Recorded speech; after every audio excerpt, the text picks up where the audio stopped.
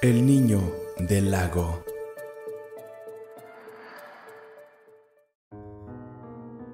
La inocencia de un niño es aquella que le lleva a irradiar esa luz de vida, esa alegría y esa espontaneidad. No obstante, esa misma inocencia puede ser un punto débil ante la hostilidad del mundo y de las personas que en él habitan. Gabriel era un niño que vivía con su familia en una comunidad desolada al sur de México. Con apenas 80 habitantes, en aquel lugar afloraba la escasez de recursos, de educación. Los hombres crecían para después salir en búsqueda del sueño americano. Algunos lo lograban y otros perdían la vida en el intento. Algunos más regresaban gloriosos y otros más se quedaban allá para hacer una nueva vida, olvidando todo lo que en su comunidad habían tenido. Gabriel, a la edad de 10 años, no iba a la escuela. Él era el sustento de su familia. Él vivía con su mamá, quien estaba muy enferma. Además, él era llevado por don Ramiro todos los días a ejercer el oficio de pescador, pues era aquel trabajo un fuerte sustento para la mayoría de las familias en dicha comunidad. Sin embargo, la contaminación que de las ciudades cercanas desembocaba en esas aguas estaba agotando lentamente que los peces crecieran. Por lo tanto, el sustento de los pobladores se encontraba amenazado. Gabriel era un niño noble, tranquilo, pero de mentalidad débil y moldeable, y eso en muchas ocasiones le metía en problemas, pues sus amigos en general, que eran un poco mayores, lo presionaban para beber alcohol o para fumar, incluso para robar. En especial Fernando, quien era un niño muy maleado. Él solía golpear brutalmente a los demás niños con tal de quitarles sus cosas o de obligarlos a que hicieran maldades como robar o crear problemas. Fernando se sabía que torturaba animales. Era un niño muy cruel. Se contaba que en una ocasión, junto con otros niños, ahorcó a un cachorro de perro y posteriormente con una navaja le abrió la panza. Le sacó los órganos y después se los dio de comer a los otros perros. No obstante la mirada de los niños presentes, que estaban muy asustados, Fernando carcajeaba con una risa demoníaca. Él era un psicópata en potencia. Fernando era huérfano. Su padre se fue a Estados Unidos y nunca se supo más de él. Su madre cayó en alcoholismo y murió. Por esta razón es que Fernando vivía con su tía Carmela, una señora un tanto controladora y agresiva. Siempre se quejaba de que Fernando era una carga que no le correspondía llevar. Y a todo esto, en una ocasión, ocurrió un suceso que marcaría la vida de Gabriel y de Fernando. Y sucedió en aquel lago de la comunidad, donde las familias acudían a realizar días de campo y se metían a nadar. Pero pasaba que, en ciertas temporadas del año, se prohibía la entrada a las personas porque las aguas del lago se volvían fangosas y era muy peligroso, sobre todo porque las hierbas dentro del agua crecían mucho y muchas personas habían muerto ya en el pasado al quedar atrapadas. Y para esto Gabriel, Fernando y otros niños, desafiando todas las reglas y sin darle importancia al riesgo que representaba aquello, decidieron ir a nadar por la noche. Obviamente los niños tuvieron que salir de casa sin permiso. Gabriel estaba asustado, porque ante el peligro de la situación, aquel acto de rebeldía representaba la aceptación de Fernando y los demás chicos. Seguramente así dejarían de hostigarle y molestarle. Por fin se ganaría el respeto. Fernando los convocó y les dijo que tenían que entrar a nadar. Uno a uno serían lanzados al lago desde el muelle y debían regresar hasta la orilla nadando, sin ayuda de nadie. Gabriel se comenzó a poner más nervioso mientras veía cómo Fernando y otros 2 chicos cargaban a uno de los niños y lo lanzaban al agua, con todo y el riesgo que aquello conllevaba. Aquello parecía divertirles. Aquel niño salió nadando sin problema, afortunadamente, y así lanzaron al otro chico que igual logró salir. Llegó el turno de Gabriel finalmente, quien estaba muy asustado. Ya no quería ser lanzado al agua, pero su miedo y su deseo de regresar a casa fue ignorado por los demás, quienes lo sujetaron, lo levantaron y, haciendo el movimiento oscilante, tomaron impulso para lanzar a Gabriel dentro de aquellas aguas. Se escuchó el chapuzón y dentro del lago había un detalle que los demás chicos ignoraban, y era que Gabriel no sabía nadar. Así es, pese a que había vivido toda la vida cerca del lago y trabajaba con el pescador, Gabriel nunca pudo aprender a nadar. Ahora estaba en un grave problema. Él manoteaba y pataleaba, buscando poder nadar hasta la orilla, pero todo era inútil. Los demás chicos lo veían y creían que estaba bromeando, y solamente le gritaban tratando de animarlo a nadar, a salir de ahí. Lamentablemente pasaron un par de minutos y Gabriel perdió la batalla. Había tragado mucha agua y sus pies se habían enredado con el fango y las hierbas de aquel lago. Ahora sería muy difícil sacarlo. Fernando se lanzó al agua para rescatar a Gabriel. Sin embargo, por más que trató de ayudar, aquello fue en vano. Gabriel ya estaba ahogado, ya había muerto. Fernando salió del lago y fue hacia donde los demás chicos estaban. Fernando les pidió que corrieran cada quien a sus casas y nadie dijera nada, que guardaran el secreto o él mismo los mataría. Cada uno se escabulló entre la oscuridad del lugar. Fueron cada uno a sus casas para quedarse ahí, a ocultarse del crimen que acababan de cometer. Al día siguiente que se sacó el cuerpo de Gabriel del lago, Doña Paz, que era su madre, y era una mujer discapacitada en silla de ruedas, estaba completamente deshecha. No podía creer que su hijo hubiera terminado así. Era apenas un niño. Además, ahora se quedaría sola y sin apoyo. Gabriel era quien llevaba el dinero del pan a la casa. La mujer amaba mucho a su hijo, era su orgullo, su felicidad.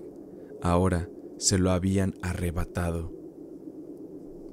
Aquel suceso fue insuperable para Doña Paz, quien a los pocos días fue encontrada sin vida.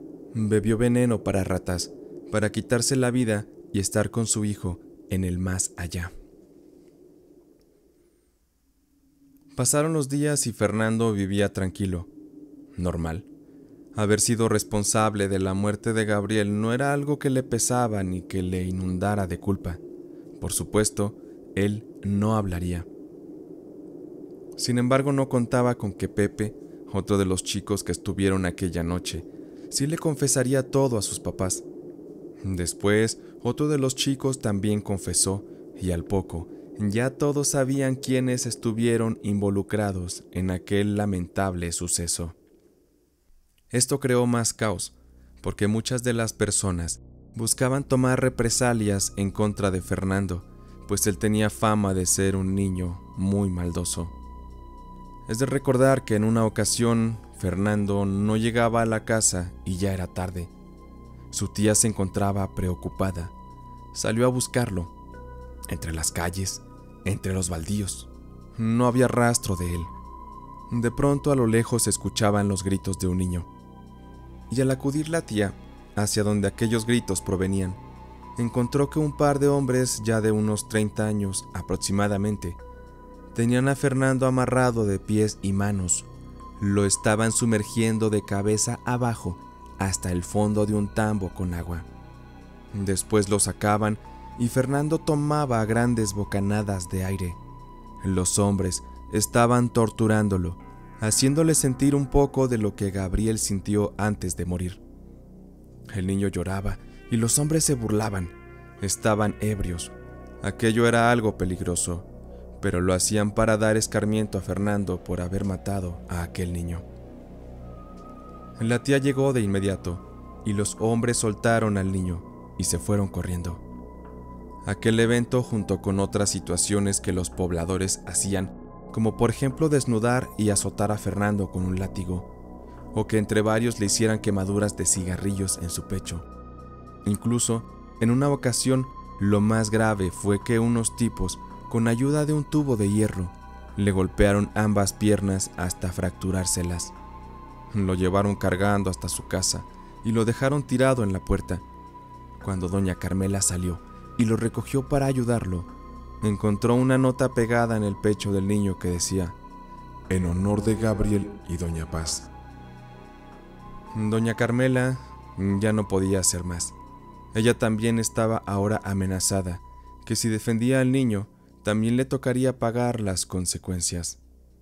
Esto definitivamente ya no podía seguir así, y doña Carmela consideró que lo mejor era que Fernando fuera llevado a vivir a la ciudad que quedaba a 1 hora del pueblo, con otra de sus tías que estaba económicamente mucho mejor y que le daría mejor vida en su casa de la ciudad.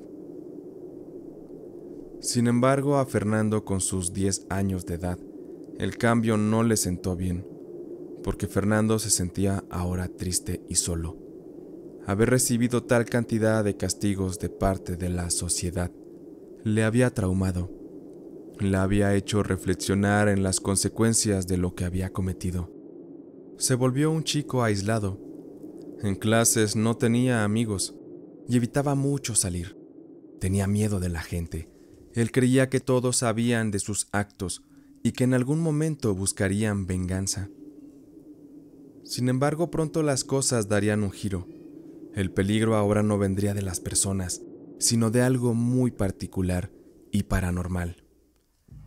Una noche antes de irse a dormir, Fernando se metió a bañar la tina con agua caliente. Ahora gozaba de algunos lujos que antes no podía. Su tía había salido con un pretendiente, así que el niño estaba solo en casa. Se encontraba tranquilamente bañándose cuando de pronto el foco del baño comenzó a parpadear. Parecía que se iría la luz. Fernando se comenzó a poner nervioso. Tenía miedo. No sabía si salir corriendo a buscar cerillos y una vela o quedarse ahí, pero su indecisión lo mantuvo estático, observando cómo se iba la luz, cómo todo se ponía de pronto oscuro. Todo estaba en silencio. La llave de la tina del agua goteaba. La respiración de Fernando se comenzó a agitar. Él no sabía qué hacer.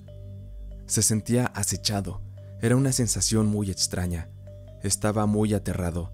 Tenía miedo de siquiera moverse un poco, porque justo cuando quiso levantarse, hubo una fuerza que dentro de la tina le jaló y le sumergió completamente. Fernando manoteaba y pataleaba, tal y como Gabriel en su momento, luchando por su vida. El tiempo corría y aquella fuerza no le soltaba, y había pasado más de 1 minuto.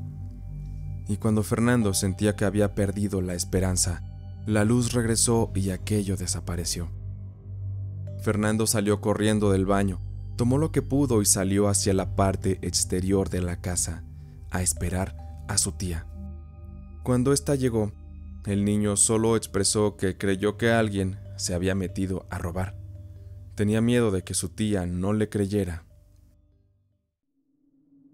A partir de ese día, los sucesos paranormales comenzarían a ocurrir.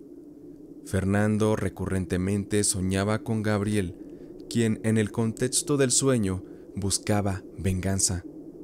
Y en aquellos sueños también Gabriel lo lanzaba al lago, y cuando trataba de salir, las manos de Gabriel lo sumergían hasta hacerle fallecer. Era una pesadilla que noche a noche le hacía despertar sintiendo mucho terror. También Fernando tenía visiones en su casa. De pronto veía que la silueta de un niño deambulaba por los pasillos. Y no solo él lo veía. Al poco tiempo, su tía también hacía mención a situaciones peculiares. Escuchaban la voz de un niño en el patio, en el baño, en toda la casa.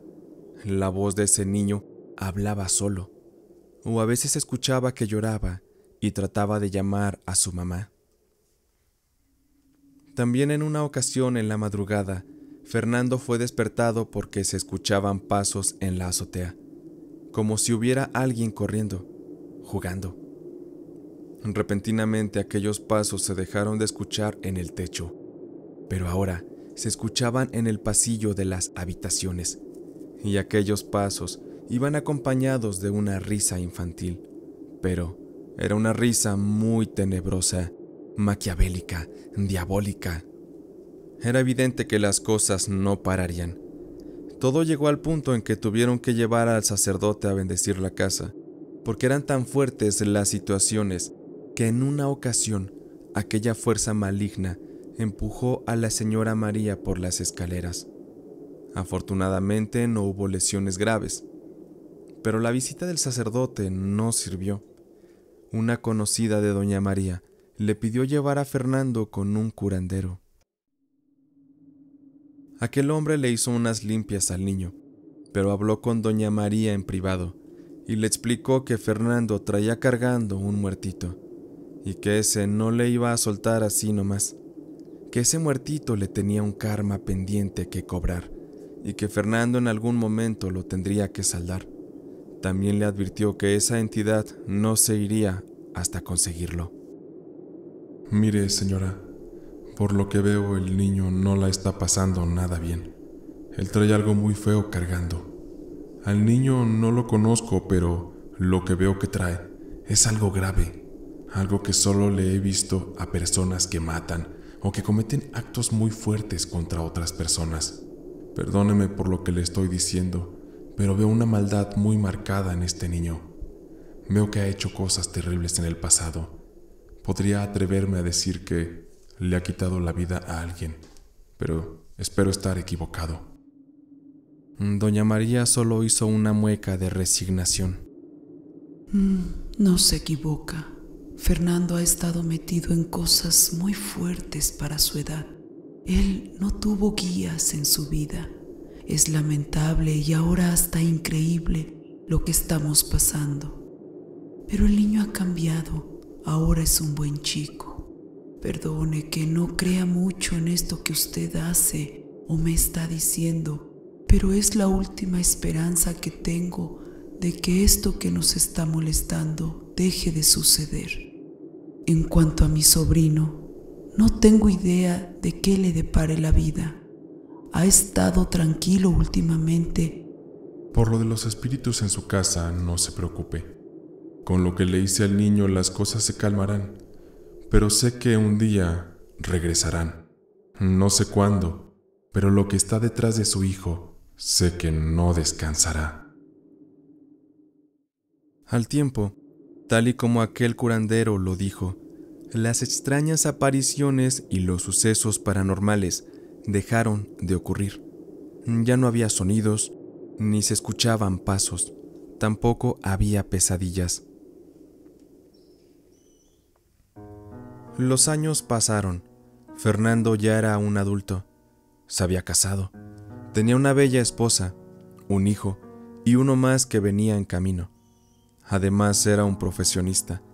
Él había heredado la casa después de que su tía María había fallecido, y al no haber tenido hijos la señora, Fernando fue el único heredero de la mayoría de las posesiones de su tía. Fernando ya no volvió más a ser aquel hombre cruel. Todo aquello había quedado en el pasado. Él se había arrepentido de sus actos. Evidentemente, había secuelas de aquella infancia tan terrible, pero había logrado enderezar su camino. Amaba a su esposa, a su hijo, y estaba muy ilusionado por el bebé que venía en camino, al cual le faltaban un par de semanas para llegar a este mundo. Todo parecía normal. Sin embargo, una noche, Fernando, al estar durmiendo, tuvo nuevamente esas pesadillas horribles con el fantasma de Gabriel. En aquella pesadilla, ambos tenían un diálogo extenso y después venía el trágico final. Fernando despertó muy agitado y asustado. Su esposa se despertó al escuchar el grito ensordecedor de Fernando. La mujer le preguntó que si estaba bien, y este respondió que sí, que solo había sido una pesadilla. Pero en el fondo, él sabía que era algo más. Este sueño era distinto. Fernando no se atrevía siquiera a recordar lo que vio en ese sueño, pero aquellas visiones le atormentaban mucho, y no fue sino hasta que visitó a su terapeuta que pudo hablar del tema. Aquella era una tarde de domingo, y la terapeuta había recibido la llamada de emergencia de Fernando para hablar del tema. Adelante. Buenos días, Fernando. Se me notificó que necesitabas una cita de urgencia. Dime, ¿en qué te puedo ayudar? Antes que nada, te agradezco por recibirme así tan repentinamente. Sé que es domingo, pero de verdad estoy muy preocupado. No sé por dónde empezar. Por cómo te veo, puedo asumir que las pesadillas del lago han regresado. ¿Estoy en lo cierto? Así es, pero esta vez es distinto. Realmente tengo miedo. ¿Te parece si pasas al diván? Ya conoces el procedimiento. Será bueno obtener más detalles. Fernando se recostó en el diván y la terapeuta redujo la luz del consultorio y comenzó a inducir a su paciente a un proceso de hipnosis.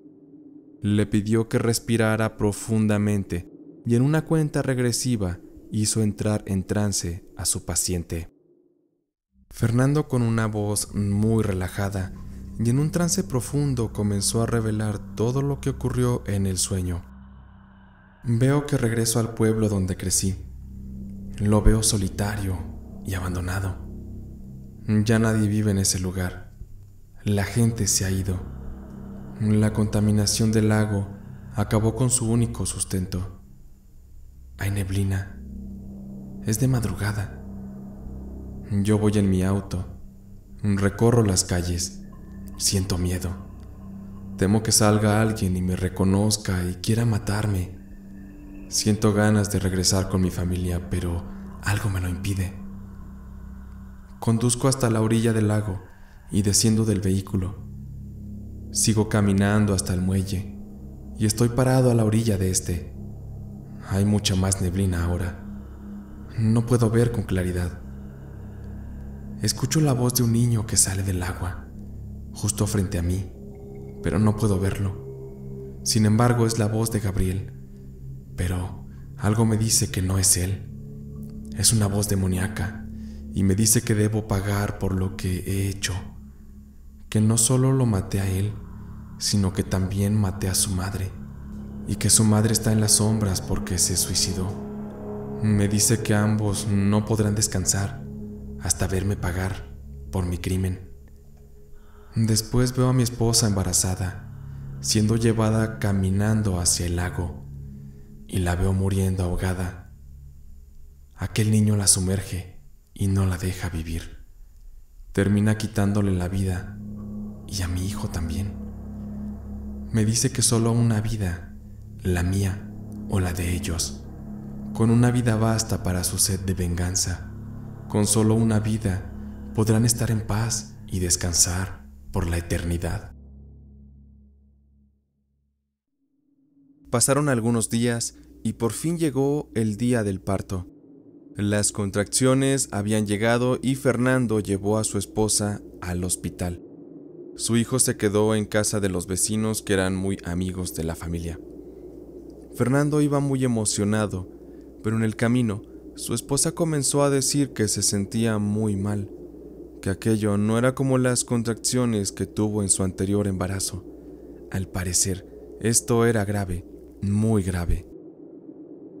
Al llegar al hospital, la mujer fue internada de urgencia y después de una hora, uno de los médicos salió a dar su informe del estado de salud de la paciente.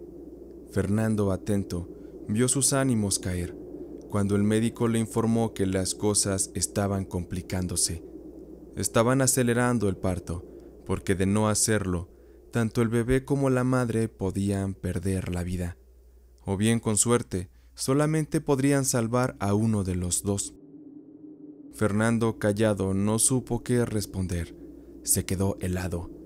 Él tenía mucho miedo de que, tal y como ocurría en aquellas pesadillas, su esposa y su hijo murieran. Al pasar de 3 horas en la sala del quirófano, las cosas contra todo pronóstico salieron de maravilla. Había nacido una niña saludable y la madre se encontraba en óptimas condiciones. Los médicos estaban completamente sorprendidos. No había explicación para todo aquello. Habían presenciado un milagro. Todo apuntaba a que los sucesos en los sueños, todas aquellas apariciones y aquel deseo infernal de venganza solamente eran superstición. Pero había algo más. Cuando el médico emocionado salió a dar la noticia a Fernando, no logró verlo en la sala de espera. Mandó vocearlo, pero Fernando no se encontraba en el lugar. Tampoco estaba su auto, y no hubo noticias de él esa noche, ni durante los siguientes días. Al enterarse de esto, la esposa de Fernando estaba destrozada, creyendo que su esposo les había abandonado. Se reportó a las autoridades como una desaparición, dado que nadie sabía nada de él. Había imágenes pegadas en los postes, en los diarios, se notificaba de una recompensa a quien supiera del paradero de Fernando. Y su esposa, preocupada, siempre estaba atenta al teléfono. Había pasado ya casi una semana. Era viernes y la esposa de Fernando se encontraba en una mecedora. Tenía a su bebé abrazado, sujetado con una especie de rebozo de color blanco. Ella esperaba el noticiero de las 10. Faltaban minutos para que éste iniciara, pero la mujer se quedó profundamente dormida junto con su bebé. Dentro de aquella habitación silenciosa y oscura, iluminada por la luz del televisor, al pasar de unos minutos comenzó a sonar el noticiero.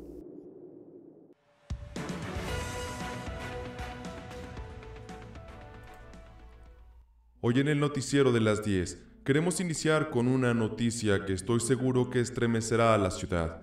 El cuerpo de un hombre fue encontrado flotando en un lago a las afueras de la ciudad. Al parecer llevaba varios días ahí. Lo extraño de este caso es que los hechos ocurrieron en el pueblo que fue abandonado hace algunos años a raíz de la contaminación. La descripción del cuerpo al parecer coincide con la del hombre que ha sido buscado esta semana aquí en la localidad. Incluso el auto de la víctima fue encontrado a unos metros de donde se encontró el cadáver. Hasta el momento las autoridades están realizando los procesos correspondientes y se comunicarán con los familiares del desaparecido para que puedan identificarlo. Por el momento no se han dado más detalles y se esperan más investigaciones. Pedimos una pronta recuperación para la familia de la víctima por este lamentable suceso. En otros temas, no solamente sube el precio de la gasolina, también ahora el agua está por los cielos. Después de que se haya decretado el estado de emergencia ambiental, los analistas preparan un informe de su plan de acción. Se espera que con la participación oportuna